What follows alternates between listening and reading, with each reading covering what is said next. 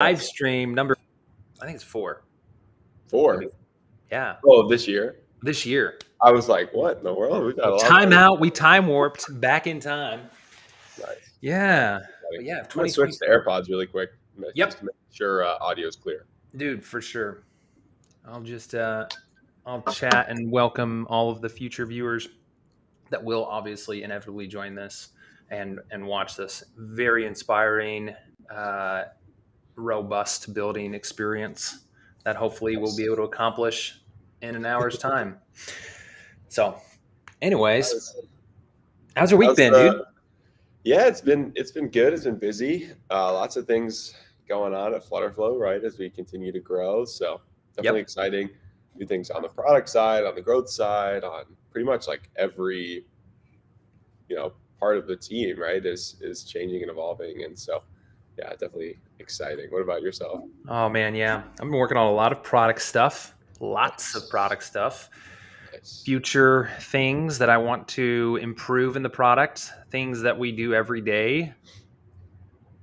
Yeah, that's all I'll say. And then working with Shelvick on some stuff. So, and nice. Many people have asked for Shelvick to be on the live stream. So I've messaged a plethora of people on our team and just said, hey guys, we'd love to have you. So at some point we'll get more people on the live stream. But today, somebody wants us to do a live building of a game. Well, we'll have to have Pooja to do that because it requires a lot. She was working on a template, like a sample app for games. Nice. With a built-in leaderboard, quiz, all that fun stuff. So wow, nice. Yeah. Maybe we'll have Pooja do that. That's another person who we'd love to have on the stream, who builds community and does all this awesome stuff for FlutterFlow, our FlutterFlow users. So last week I built out the interface of a very famous booking service called Airbnb. So I just sort of cloned the UI. We were talking about responsive design, utilizing the grid view, right? Nice. And we mentioned like there's numerous ways you can do this. You don't have to use grid view, but grid view just sort of works out of the box with dynamic, the dynamic grid number. And it sort of worked because Airbnb does that exact thing. They have 4, 3, 2, 1, and that's what we did. So I just wanted to build upon that same idea, same concept, but now instead of responsive building, I wanted to implement some data. And Jamie, who actually requested this last week, also requested a search. And then another Eli Grossman or Joseph Weber, I don't know who on Twitter, but he requested that we implement more logic, and he didn't respond to what that logic was or what we should do. But if we implement search, we will be implementing logic. We'll showcase how to query data in 2 places. Well, query data in one place, show it in 2 places, and be able to search that data as well. So I did a couple things in preparation for this, and I'm so glad to have you here, dude. Sorry, Will. Just having somebody to answer questions, of course, the chat and say, "Hey, dude, switch your screen," is very helpful. Yeah, I went ahead and sent the marketplace link. It was actually just released, that game template. So if you're interested in checking it out, we have a new FlutterFlow templates marketplace profile. So all of our FlutterFlow specific marketplace items are going to be listed there. So I would encourage you to check that out. That's why Pooja wanted me to do that. Yeah, I have 2 more apps 3 actually. Nice. That I need to send to her or switch that owner. Nice. Okay. So I'm going to switch screens so that I'm looking at the camera more or less. And what we want to do is share my screen. Awesome. And if you're new here and asking questions, we'll do our best to stop every once in a while and answer some of those. So we see your questions, we're saving those, and then we'll come back around. Unless it's like specific to what Andrew's working on right this second, we'll answer those in a little bit. Yep. Yeah. Okay. I'm going to try to just get the most bang for my buck in this screen real estate, hopefully. Okay. All right. So last week we built out sort of this UI, and if you want to see it sort of in action, right, we have tablet view goes down to 3, and then phone view goes down to 1, and really it's like a small tablet. If you go like this guy, it goes down to 2. So that's what we did last week. And one thing that I wanted to do this week was just build out a little more logic to this. And so somebody reached out, they wanted to implement simple search. Two things I want to clarify. Okay. One, we are going to utilize the simple search within FlutterFlow. It is simple. It is not for complex data sets. It is not for large data sets. If you can go to the docs, it's like docs dash simple search at FlutterFlow. And if you have complex collections or large collections, please utilize Algolia. I do want to clarify that. We will show you how to query data with the simple search and not Algolia during this live stream. So wanted to clarify that. Another thing is, in order to do this, we need dynamic data. So I want to, or what I will be doing is I already created a collection here. All right, properties. And I had ChatGPT come up with dummy content for me. So if you ever are like, I want some test data. Well, guess what? You can literally just go ask ChatGPT. I use ChatGPT 4, and I just say, hey, could you help me create dummy data, return it as a CSV, and implement all of these things. So that's what I did. And I can come over here now. Oh, sorry. I'll share this tab. You can just click the manage content in FlutterFlow and you get this. We have properties here. We're going to upload a CSV, and I'm going to do this updated property data. Okay. I'm going to import 40 records. So that way we have like at least the ability to search some. So I have names here, descriptions, locations. We can search by location or filter by location. There's prices. These prices are actually for houses, not for like nightly rentals. So we won't bother with that. I went in and added Unsplash image links here. We have a date created, which the date created is always particular. So I don't know. Like I imported this stuff into Google Sheets and then exported it as a CSV. The date doesn't work there, but it does work when I export it from numbers. Anyways, list of amenities and then the type: cabin, townhouse, apartment. So we can filter those three up top. So we'll just validate and import. Should work. It worked earlier. And I'm just hoping. Boom. As you can see, it's uploading in the background.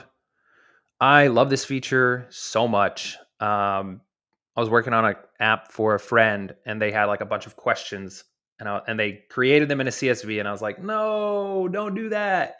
And then it just worked. It just worked. Like I imported them. There was 100 questions, and I didn't have to recreate them. So very cool.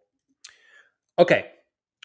So now if we come back to our builder tab, we have this grid view and we have this area up here. So we were building out sort of like this container that sort of showcased locations or destinations, right? So we could set our filter from there. We won't.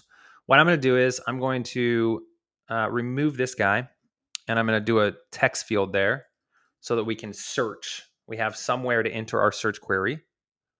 So I'm going to do this. Okay. And I'm going to just stylize this a little bit so that we can do this. I think all I'm going to do is I'm going to do this radius 40 and 40. Cool. Okay. We'll outline it. Why not? Yeah. All right. And we'll just do that. This is another thing that I've really enjoyed. This update page on focus change. It's a really neat, it's just really neat. So what we can do is with that, we will set this background color from a variable, an if then conditional. So we'll say, we don't even have to do condition, I don't think, just text field label here has focus, boom. And we'll change this background to accent 1 if it does, and then secondary background if it doesn't. Okay. And let's see, we can set an icon here. We'll do a trailing icon. We'll make it a search icon. And this is just UI stuff. So we're just setting up the UI, and then we'll sort of query the data. And I'll say search properties. Okay. Okay, now I do have a live stream or a test mode up and running. So let's see if we can update this test mode and see our change, just our small change. Yep, I guess so. There it is. So we have this property listing now. I should update this to light dark mode, but yeah. Cool. All right. So we have this working. I'm going to just add a little more padding to the inside. Yes. Okay. All right. And now we want to actually create our search. So two things. I'm going to implement a backend query here on this container. I have a parent container. Oh, make sure to switch back. Dude, perfect. There you go. This is. People were like, "Hey," like for 2 minutes, and I wasn't showing it. So, thank you, Will. Yeah, Kevin, we got Will now, so he can tell me. I don't have to keep track of the comments. So we have in our list view here, I have a container wrapping a column here. And in that column, we have I'll just say our search, right? And then we have our data filters. Okay. All righty. So on this guy, we're going to make a backend query.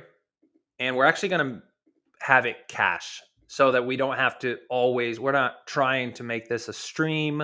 We're not even trying to make this like a continually get this data every page load.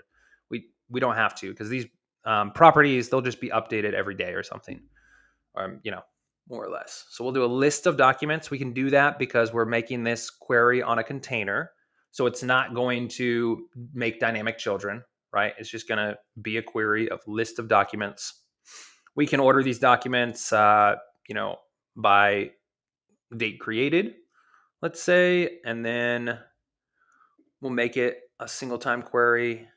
We don't need a limit here because there's only 40. I would suggest if you do this, like make a limit, right? If you utilize a simple search in your actual application, you do sort of want some limits, because especially with collections, this is something I didn't realize, Will. This is something I didn't realize. So documents, and I could be wrong here, but when I was speaking with my friend Alex, who's the genius behind FlutterFlow, one of the geniuses behind FlutterFlow, pretty nice guy, sort of smart. He was like, "Hey, don't make like a list of user references in a collection, because every time if I have let's say a users collection with a list of friends, right? A list of user references that are friends." He's like, every time you query that initial user reference, you're querying all of those as well. And so it's going to be a very heavy document.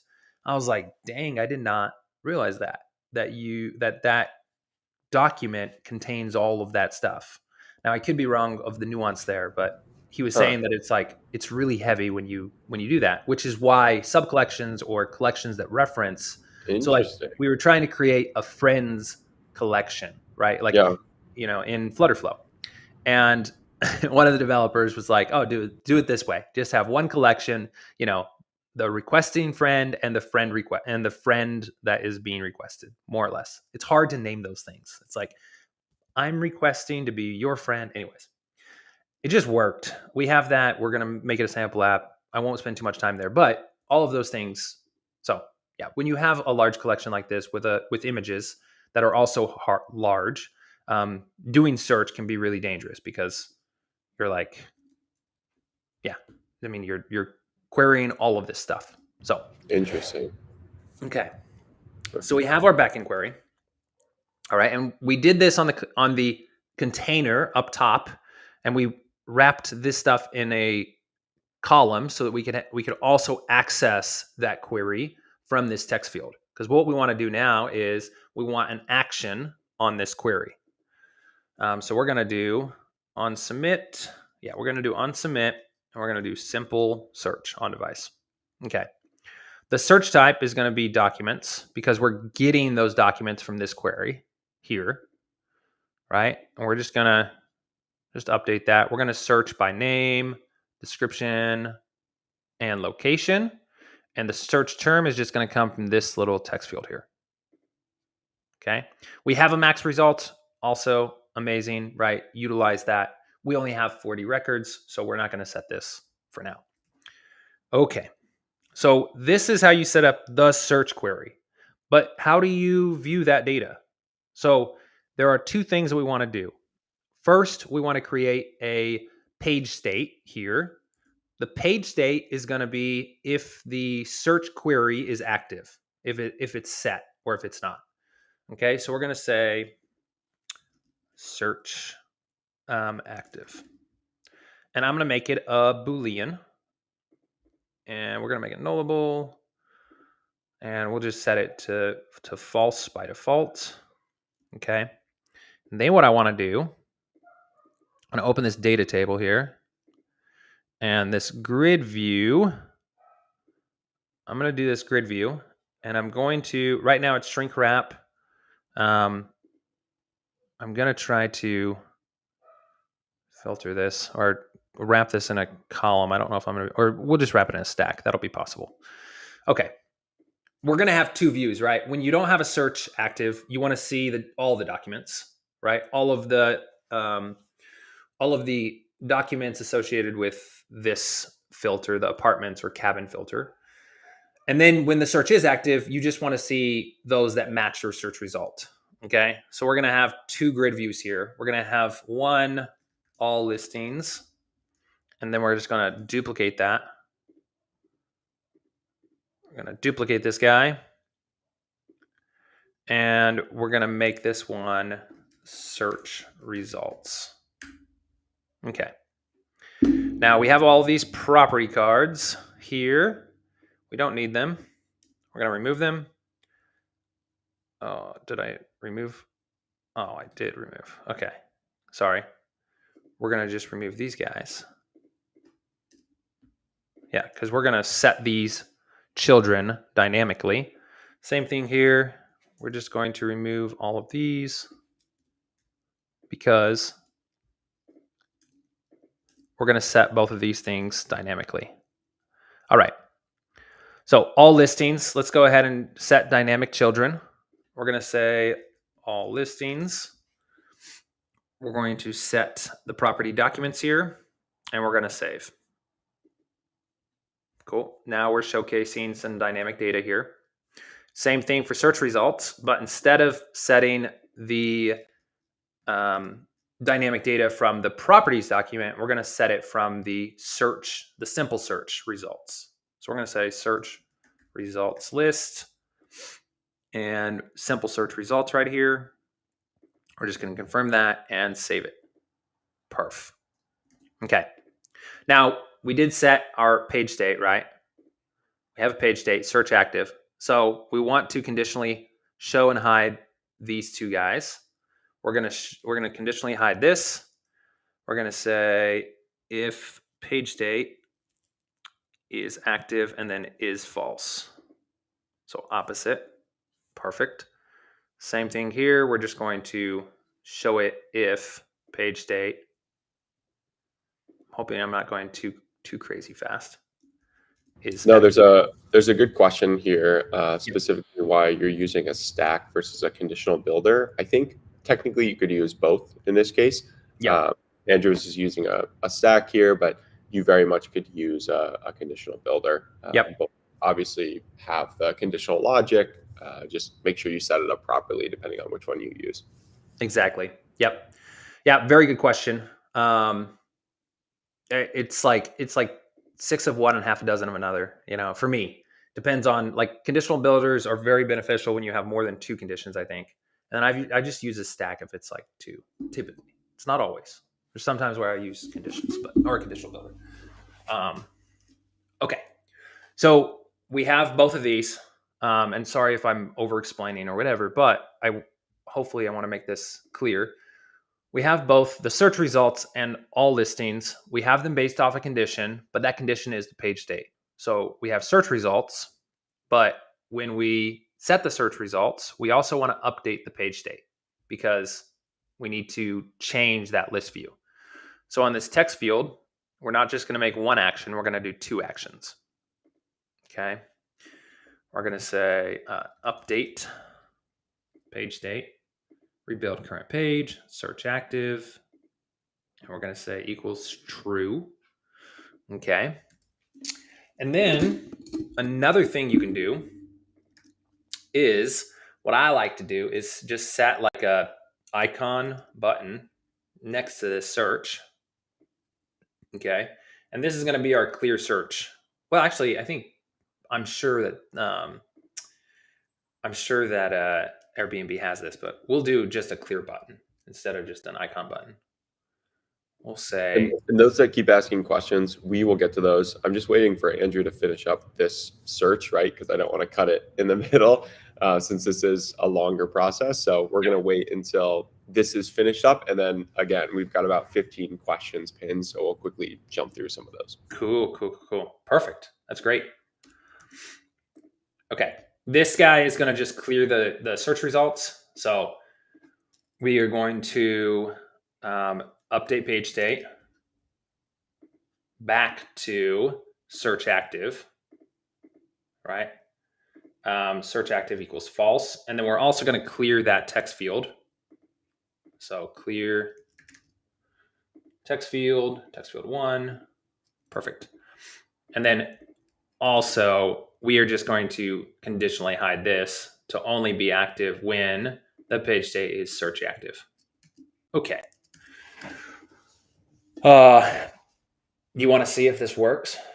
We haven't hooked up the data to you guys. You want to see if this works though? Let's do it. All right.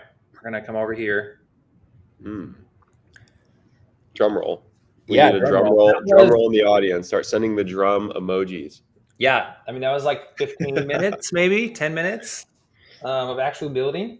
Yeah, it's pretty quick. I got to get better at using FlutterFlow hotkeys. I don't use them as much as I should. Oh yeah, dude. No, Dude, same. I'm like an Excel wizard, like you are. Yep. Yeah. Okay, so I mean, we can't really see it here, but let's just go ahead and say San Antonio. Okay, we have clear search. That's great. What we really need is the dynamic data here, which is easy to do. So if you guys will permit me, maybe we can answer questions. If you want to answer some questions, the search seems to be working. We're at least updating the page state. But in order to really see it, we need to actually set this property card with a property reference. Yeah, I need the data. Yeah. So let's go ahead and do that because I already have the data. So I'll do this. I'm just going to set the stuff up and I'll let you answer questions. All right, here we go.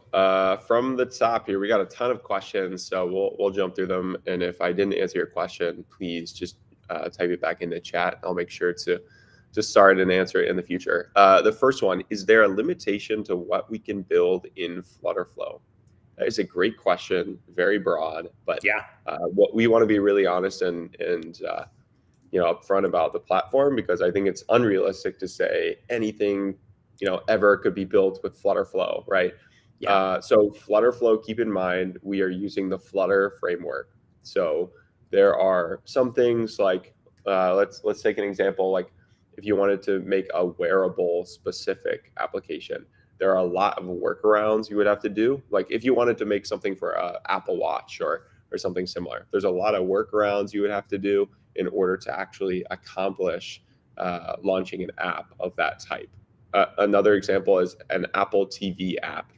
Right now, I think there's a Flutter package for this that you can find, but there's a lot of little steps you have to do if you wanted to make something like an Apple TV application. Now, also Flutter, when it comes to creating web applications, is not great for content heavy or SEO heavy applications. So I would definitely look up, Flutter has a great kind of FAQ section where they specifically highlight the types of applications that Flutter is really good for and what Flutter maybe isn't as good for, right? So if you were, for example, creating a news website where there's a ton of SEO heavy content, right? You have a ton of pages that need indexing. Flutter as a whole on web does not really like quote unquote prioritize SEO. So that would not be a good solution for building a news website or something similar, right? You are building a web app. So perfect example, it would be, if you needed to log into Airbnb to then search for listings, right? Like maybe you don't want every single Airbnb listing on Google. You actually need to go to the platform to then search for these listings. Anything you want to add there, Andrew? I think it's pretty broad. Yeah. Nope. That makes sense. Another question here. Oh, go ahead. Yeah. Nope. I'm just trying to do all this. So another question here. Thanks for the responsive stream, but I have a question. Is it possible to add web subscriptions with FlutterFlow? That is 100% possible. Obviously, it depends on what platform you want to use for charging those web subscriptions, right? So one example could be Stripe. There's a great Firebase. If you're using Firebase, there's an awesome Firebase extension for Stripe subscriptions. There's API calls available. So all of that stuff is very much possible where you could open up another page, right, and manage your subscription, or potentially do it natively in FlutterFlow via API calls for sure. There's not a native, like, let me just check a toggle, right, and do web subscriptions, at least to my knowledge. Yeah. But yeah, there's a bunch of different options there too. Cool. What size/number constitutes a large data set in FlutterFlow? Well, keep in mind, FlutterFlow is not a backend, right? We do not have a database associated with FlutterFlow. So that's really going to be, more of a database specific question. For example, right, FlutterFlow uses Firebase as a backend. So you think of the millions of interactions, millions of, just sets of data that we have, documents and things in Firebase. So it's going to be more of a Firebase or Supabase or whatever your backend is, a specific question there. There's not necessarily a limit related to FlutterFlow. Yep. Yeah, no, we don't hold you in like other places. Yeah. Another one, I'm having trouble creating a multi-screen sign up. Can someone please help?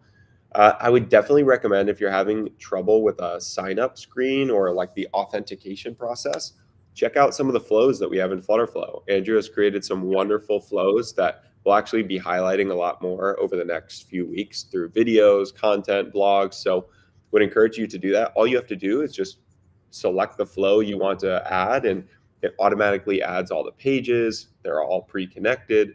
The data is added to your application. So a great way to kickstart your project by having an authentication screen or flow set up. Yes. Okay, sorry. I was just man, this is pissing me off.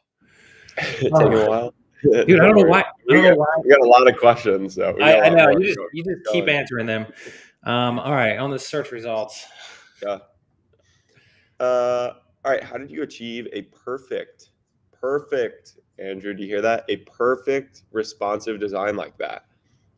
Yeah, this is utilizing some conditional logic on grid views. So depending on the breakpoint, which you can actually set in settings, depending on whatever your goal is, you can adjust the breakpoint and use conditional logic to adjust the number of columns within a grid view, or a lot of other things. You can also use conditional logic to hide and show sections of the application. I'm sorry, guys. I was doing all of this stuff and it was pointless. I was like, why is it so easy? Anyways. Yep. I'm sorry. I'm glad you were answering questions. Just this is good. This is good. There's I also wanted to mention, Andrew, I did want to correct the point because I just want to make sure people aren't confused. Yep. By the mention of storing doc references within a document.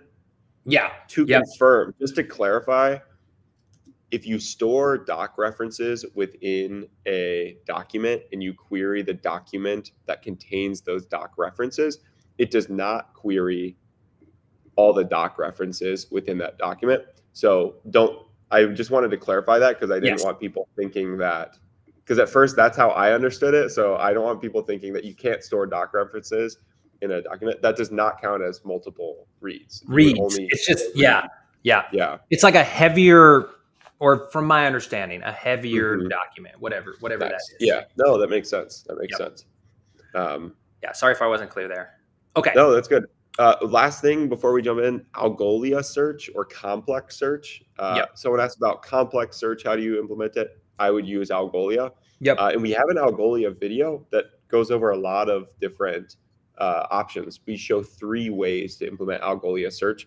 My favorite's the last one, where it's more complex. We use the PubDev package, but that allows you to filter by an unlimited number of fields and variables. So it's super helpful. And you can essentially have, 10, 20, 30 different custom actions if you wanted to with different search types with Algolia search. So would definitely recommend checking that video out. It's on the FlutterFlow YouTube channel. But of course, watch it after this live stream.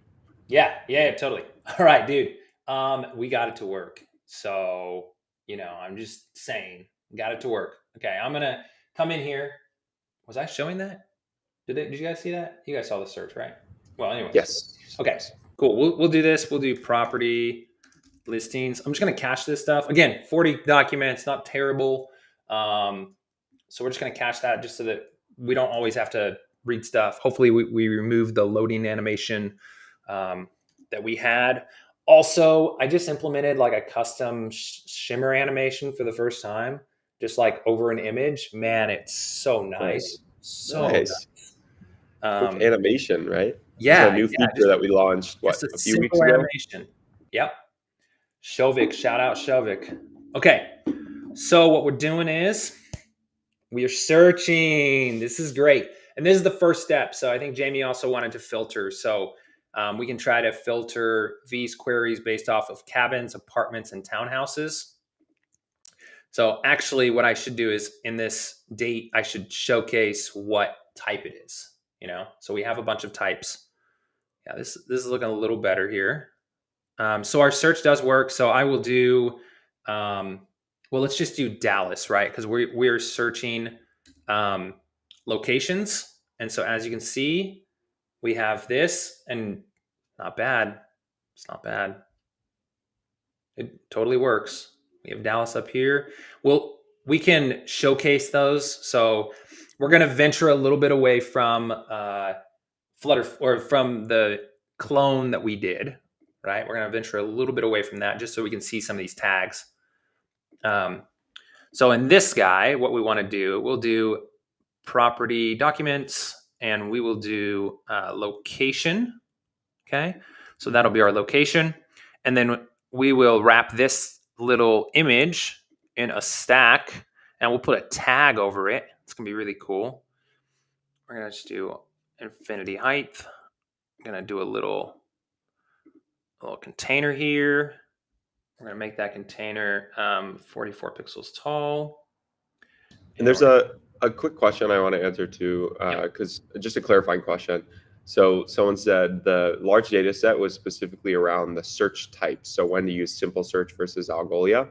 So simple search reads every document if you choose to pull from a collection.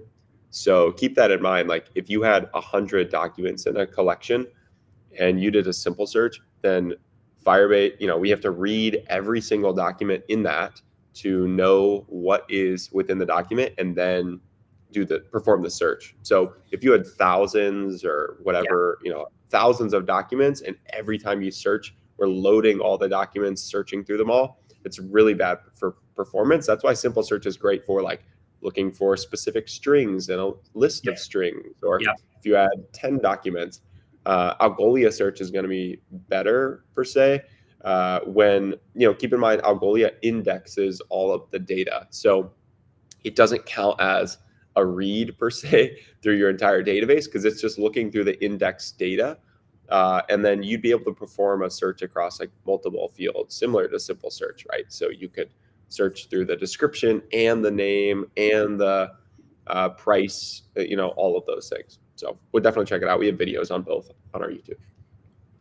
Cool.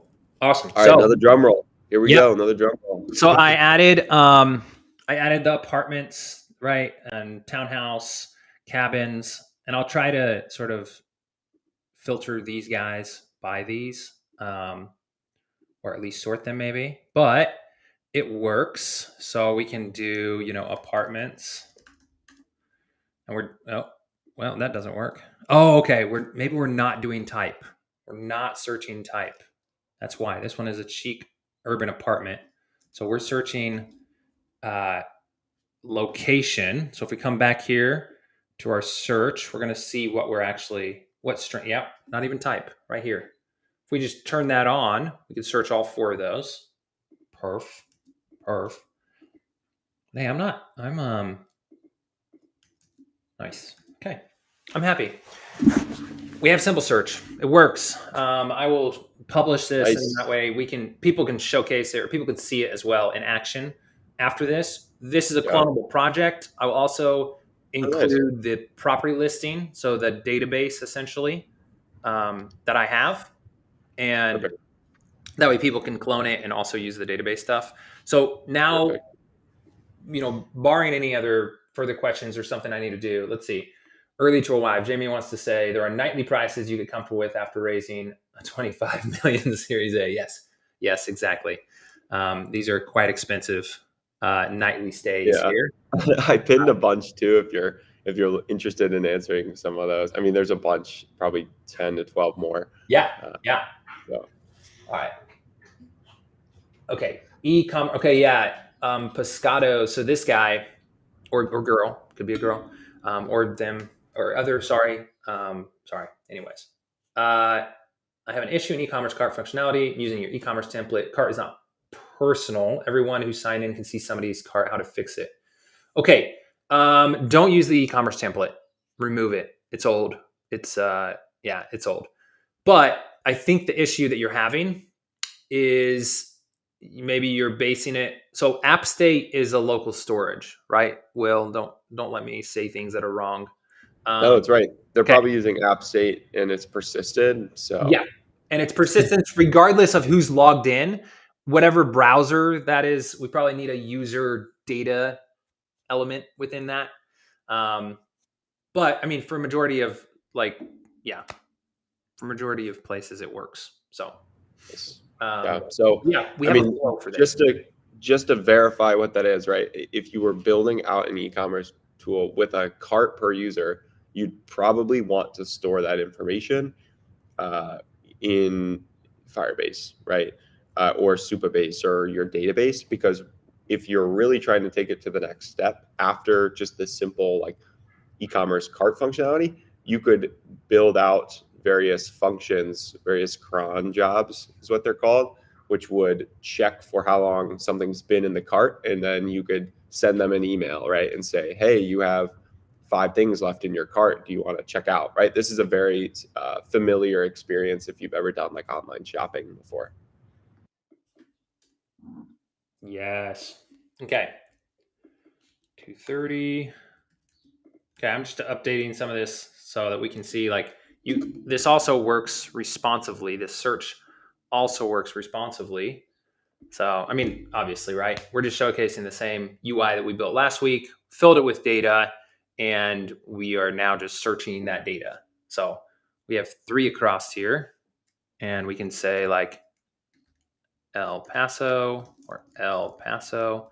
Wish we had fuzzy search. I think, yeah, anyways. There you go. You only get the ones filtered to El Paso. So let's try. What I would like to do is try to filter each of these dynamic children based off of the apartment up here. So I think we can do that, possibly. I know in a really easy way with just conditional visibility, but sometimes in grid views, those don't work. Man, they don't work. So let's see.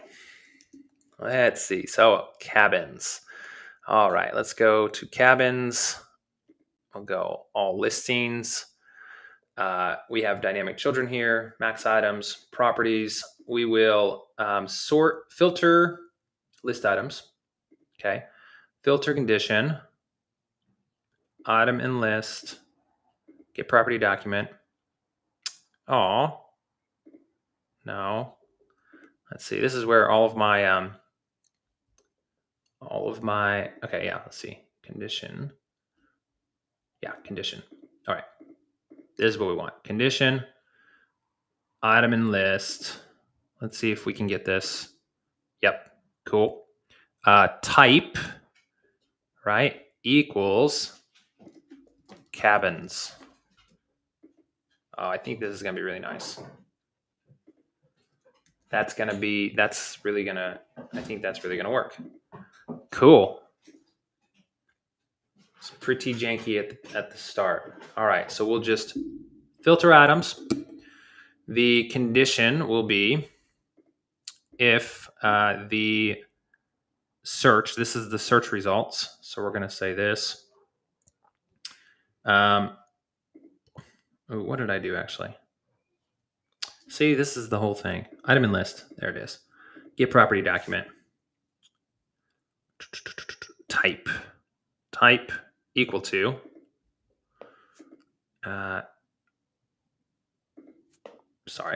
type equals to cabins. I'm like, see, it's so easy. And then we try to do it again. It's like, oh, what did I do again? Man. And again, what Andrew's doing is filtering the columns for his cabins, apartments, and what does it say? Townhouse? Townhouse. Yeah, townhouse. So in one thing that is important to know, a lot of questions are on Algolia versus simple search. Keep in mind, if you have concerns about cost, right? Because Algolia is a third-party service, and simple search obviously is just a function within the application. Algolia has a great Algolia for Startups program, which you can apply for. If you are building an application, right, you get $10,000 in Algolia credits. So there's some eligibility criteria there that I would check out. But again, we want to make sure you're empowered enough to be able to continue building in FlutterFlow. So that's one way to afford Algolia if that's a concern. Yep. Very good. Have to remember how I did this each time. You could have done the copy paste it across, right? Sort of. I would have still had to do because the variables are different, right? So like the apartment, level, the item and list is different. Yep. So got it. Nice. Yeah. Oh no, we've already done that one. This is a good feature request, actually. I will bump this up to the team. Can we restrict team members / invited users from duplicating a project in FlutterFlow? That's a great feature request. Yeah, especially for numerous reasons. Only like the owner maybe, or I'm gonna copy that down. Actually, that's a great suggestion. We really do listen to you all, and I'll make sure that's brought up. So great suggestion there. What else we got? There was one about caching data. Yep. How do you, when caching data and you want to refresh it later, how would you do that? There's so many ways to do that. There's an action to reset a cache that you've stored, either on the app state or page state level. So you could have just a refresh button if you wanted to, or you could do maybe if you have a scrollable column and you have cache data, you could on the slide down to refresh. You could have it refresh the cache. There's also a Boolean within the caching settings, which is nice, right? You could watch for a condition to be false, or I think it's true, actually. So watch for a condition to be true, and if true, then it will refresh the cache. And then the other thing is on data change action. That's the other one. I've done that a lot, where essentially you just can like watch for data to be changed, and if data changes, then reset the cache. So there's a bunch of options there for sure. Yeah. And speaking of this, hey, I'm not gonna say this is all against like all for best practices and everything, but man, this is actually for maybe 100 records or something. Let's just say you have games or education courses here where you only have like 100 courses. I think this is pretty good. We have one query on this page, one query, but we're filtering by cabins and apartments. We're also able to search those. So villa, right? We have a villa here, villa here. This one's probably a romantic cabin in the description. Next week, what we'll do is we'll build out the details page. Oh shoot. Yeah, this is what I was showing. Villa. Oh, I mean, I thought you were still showing the. Sorry, I mean it still made sense because right, you were talking about the search page and storing data. But. Yep. No, that's good stuff. So reduce reads later. You want to refresh it because maybe you made some updates. Okay, cool. Yep. I think we just covered that. But this is, in my opinion, pretty great. So not bad. It looks great. Yeah. It's clean UI too. Pretty good. Yeah. And yeah, we can just like go down to mobile as well. We would adjust this UI. We haven't adjusted the UI yet. So, for all the way, right? We have some overflows here, but. Nice. That looks great. Cabin. And you could even, if we could spice it up, make that feature image into a page view or a carousel, right? Maybe not a carousel, but like a page view. Yeah, page view. Exactly. Awesome. Look at this. Look, the search works no matter the toggle here. So we have 2 San Antonio cabins, 2 San Antonio apartments, or a few San Antonio apartments. Not bad, right? Because they're just filtered. I mean, Jamie, I think this accomplishes what you wanted to accomplish. I would say, maybe. You could also, he wanted so one other thing you could do, you could set a page state or a slider if you wanted only show, these guys above a certain price point or below a certain price point. So that would be another way. That's just adding a bunch of conditional logic for sure. You just gotta, increase the number of if-else statements like crazy on the filter there. That's right. So yeah, nice. It'll be. That's a good one too. Filter with enums as well. That's a great point. Yeah. Andrew and I are still learning. Still learning, but also there's so many ways to do it because of course, we've been building in FlutterFlow for, Andrew way longer than I have. Andrew's got a year and a half under his belt compared to me. But still, sometimes we stick with what we're used to instead of trying some of the new stuff. So. Yep. Yeah, totally. All right. I'm going to just set a dark mode. Oh, so Andrew, once you're done with this, I would love to ask you a question because obviously we have a time constraint on these live streams, right? Yeah. So for something like this, given, you've been building this app you started it last week and you've continued building it this week, not necessarily that you have to implement these features, but if you were to take a step back and look at the Airbnb app that you've built so far, right? Yep. What would you do next, right? What are some improvements you would make or changes? What are new features you would add to this just to improve the overall experience? Again, because people are coming to this not only for FlutterFlow, but also for your design experience, right? Yep. So looking at this page here, what would you kind of do next in your mind so people could follow that and do similar things in their apps? Well, the next thing I would build within this app is a detail screen so that I could see that interaction between this, clicking this and going to the property details. I would add drop-down menus up here, I would make sure that all of this stuff linked. And then I would make sure that this was a feasible, responsive element. So right now it's not feasible, right? We have just this search property. And then we have this stuff that's just sort of hanging over here. So I'd actually adjust this so that when you went to mobile, you got more than just this search field and this clear icon. So you maybe it wraps, maybe it's something totally different. Maybe I would still want to keep this search field the same, but maybe that other element wraps around and the location selector is underneath this card now. So nice. Okay.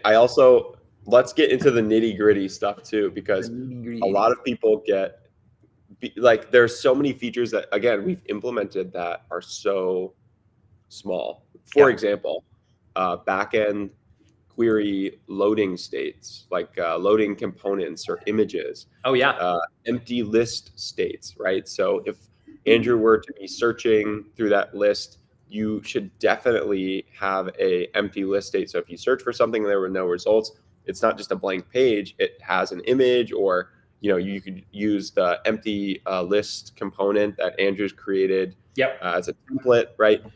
Or for loading, right? Since we're doing a search, we're loading each one of these documents or each one of the individual results. So build out a similar component, right? Yep. And then just make it gray or a super broad default version.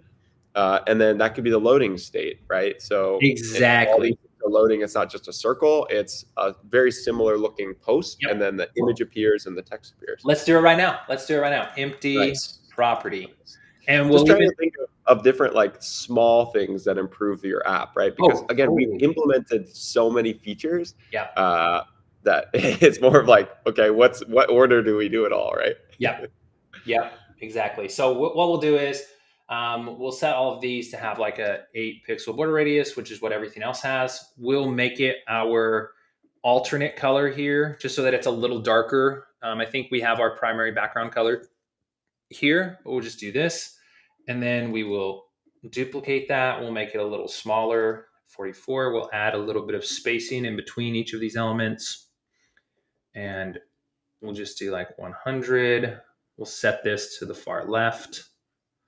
We're going to just bring that down, bring that up. I'm just going to try to mirror what my layout is. So in this component, we have this property card. So we have a big image up here, and then 1, 2, 3, and then another one over here. So we're just going to try to mirror that here, there, and we'll just even wrap this in a little row and make this. Oh, this is a great comment too. Great suggestion. Yeah, the use of blur hashing. Make sure to have blur hashing for your images, because that is a beautiful experience. We added that in DreamBrush, and I did not do it. Abel added it in DreamBrush, and it just makes the experience so much better because it's not a blank image while it loads. It looks very similar, right? So I would definitely check out blur hashing. And Daniel made a great suggestion to best practice for filters in a list. Get those from your backend. So that way, if you happen to add a new type in your backend, you don't have to go in and update your app. It's just already dynamically pulled in.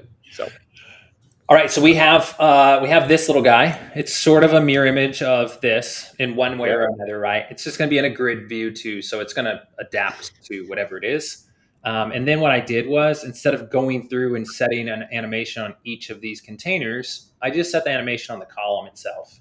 So some parent element, because that's all I want. I just want, that little animation. If you can see it, it should be there. Cool. Now, when we come to a property card, we do have a sort of a query here, and we have a backend query loading widget. So let's go ahead and do a component. We'll see it in here. We're going to select our component.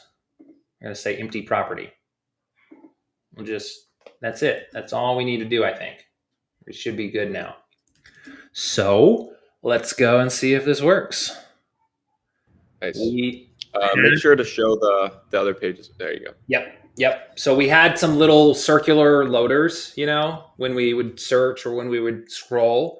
And so let's see if that has now been replaced with our component.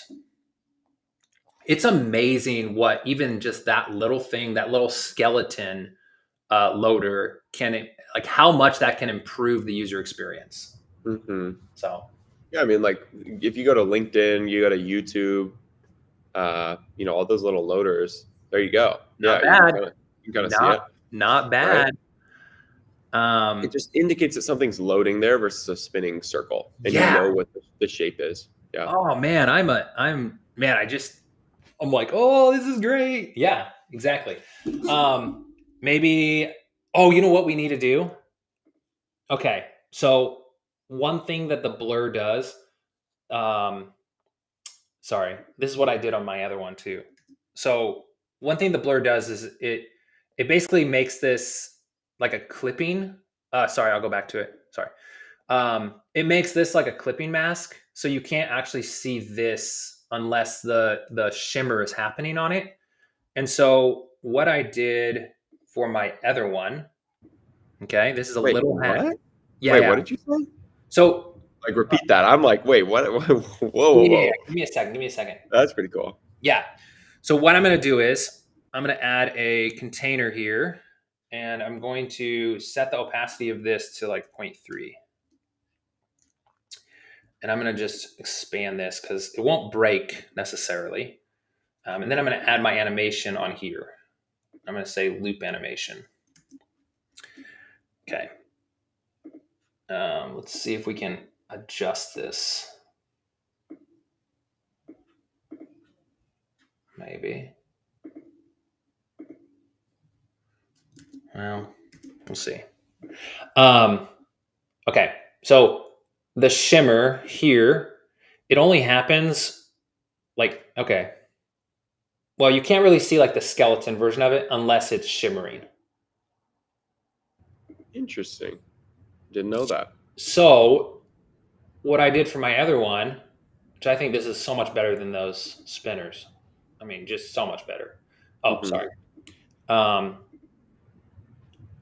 so only when it's shimmering can you see that background because it like blocks Nice. it out. Nice. So what I did here on this one Oh, is whoa. I, That's pretty cool. yeah, I made this container. That's where I'm going to put my shimmer on an opacitated container. So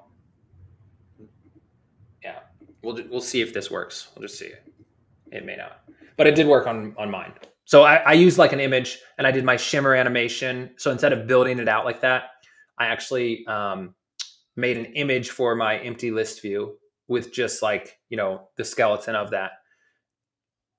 Works better, I think. Nice. Yeah. See, I Nice. think this is cleaner. You could do it without the shimmer. Yeah. Yeah, totally, Like totally. you could just show the skeleton for Oh loading for man, sure.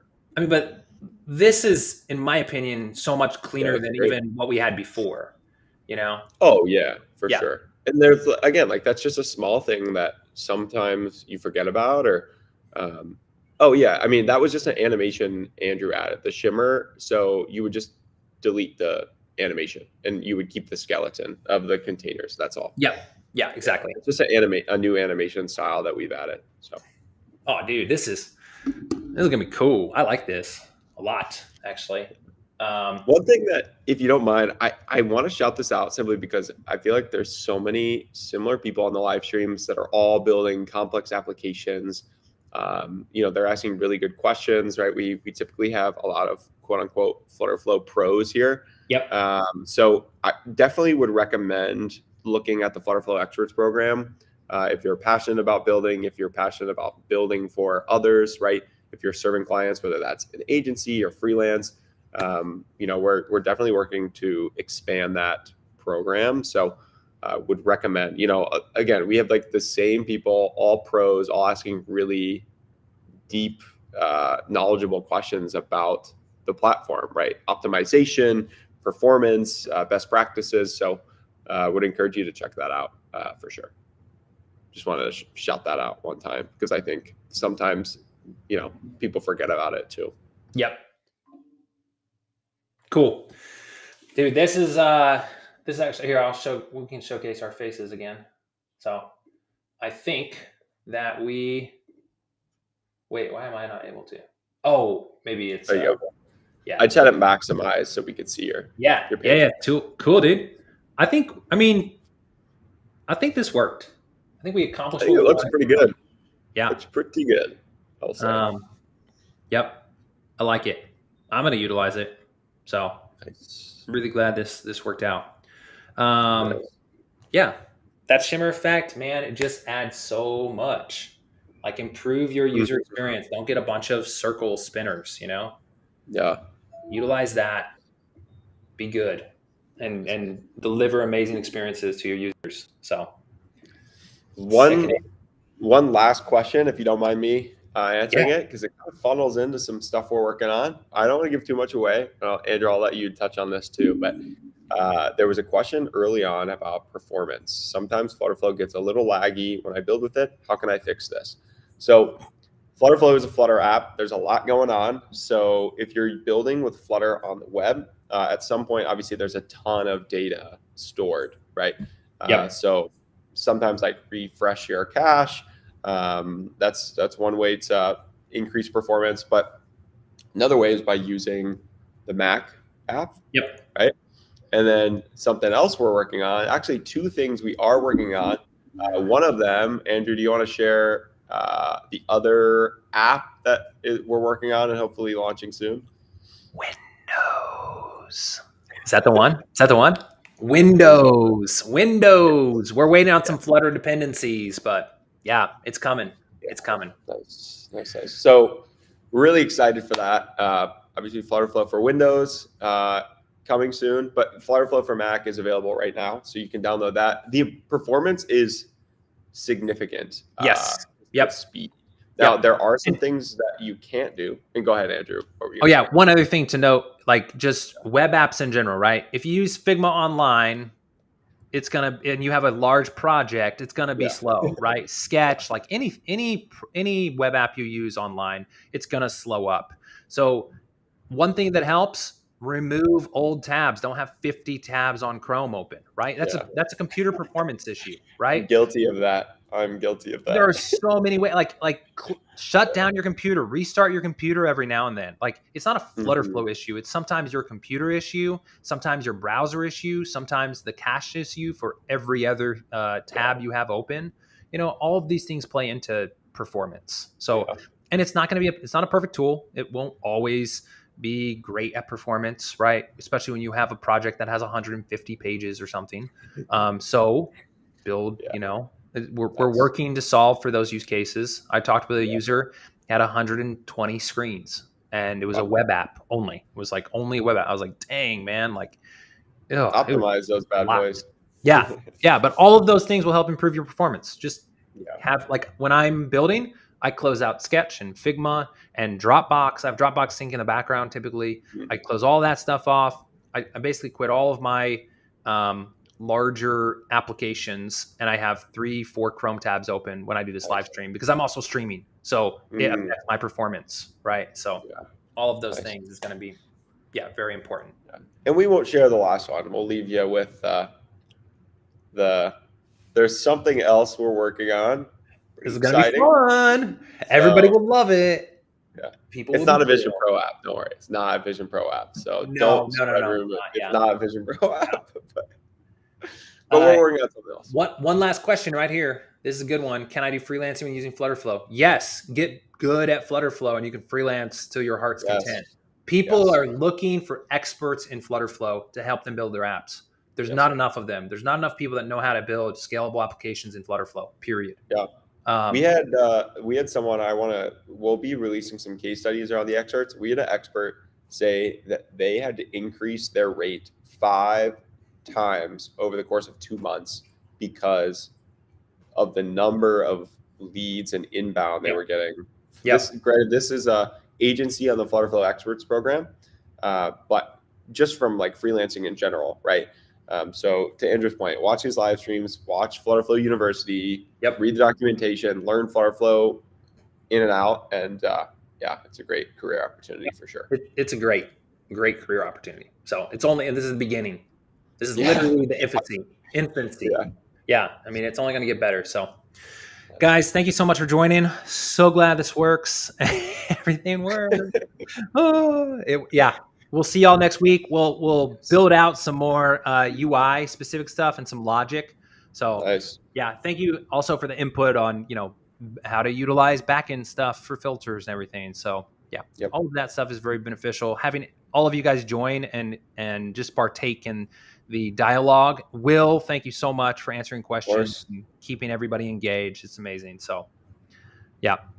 I'll just answer this one. Best approach, watch this live stream and last live stream, or rewatch it. Rewatch last week's live stream.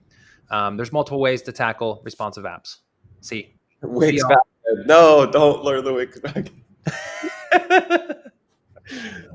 All right, cool.